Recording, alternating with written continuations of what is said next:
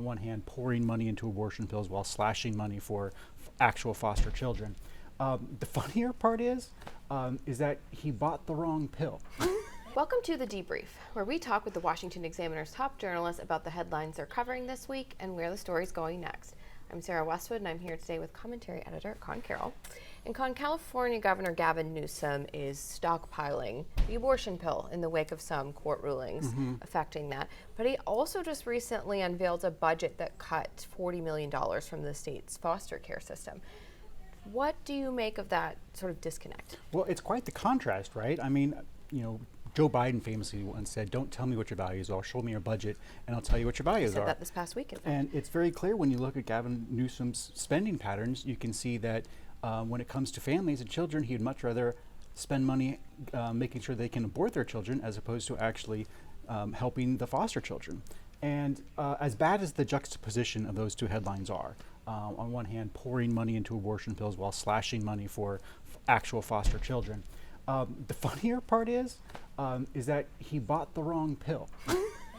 So there's actually two abortion pills that are used most for chemical abortions, and most people take both of them, and it increases the chance that it will be a successful abortion. There's one that's being challenged by a group that a Texas court judge, or a federal court judge in Texas, has said the FDA did not follow the rules on.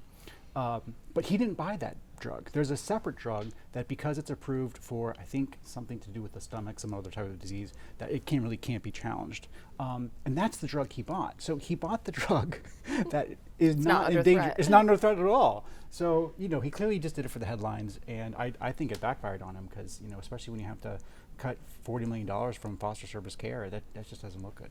What is the status of the abortion pill fight? It's now reached the Supreme Court. Yes. Where do you see that headed? Who knows? I mean, the Supreme Court was supposed to rule on Wednesday. They punted to Friday, maybe. So we don't know when they're going to rule. You wrote an interesting piece this past week about a power line project. It's supposed to run from Wyoming to Las Vegas. It's taken nearly 2 decades. Yeah. Why? Well, when it's finally complete, it will have been 25 years that it took this thing to happen. But basically, you have a wind farm up in Wyoming, and they want to connect it to power grids to go all the way to the West Coast, which in this case means once you get to Las Vegas power grid, then already connects to Los Angeles and California. But the problem is, which we've talked about before, is NEPA, is the National Environmental Planning Act, which requires a certain number of environmental assessments, environmental reviews, and all that can be challenged by any person in court to kind of shut the project down.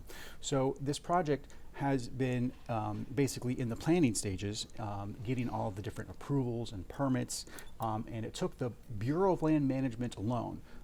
So you had the Department of Interior, you had the Agriculture Department, the Forest Service, all these different federal agencies each had to do their own review, and the Bureau of Land Management alone took 15 years to do it.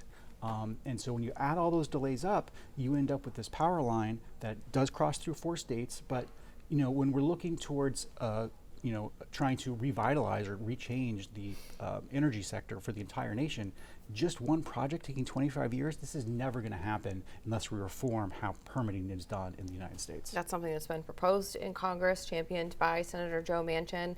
What's the status of that? Is that going anywhere? Well, the House of Representatives, the Republican House, actually passed a bill last month. It was HR 1 for them, and that did actually have the NEPA reforms we need to change how permitting is done. But it's just DO in the Senate. But they are asking for it as part of the debt limit, so maybe they'll be able to get some permitting reform done in the debt limit deal. Well, Conn, thank you so much for being here today. Absolutely. You can get more writing from Conn and the rest of the commentary team at washingtonexaminer.com.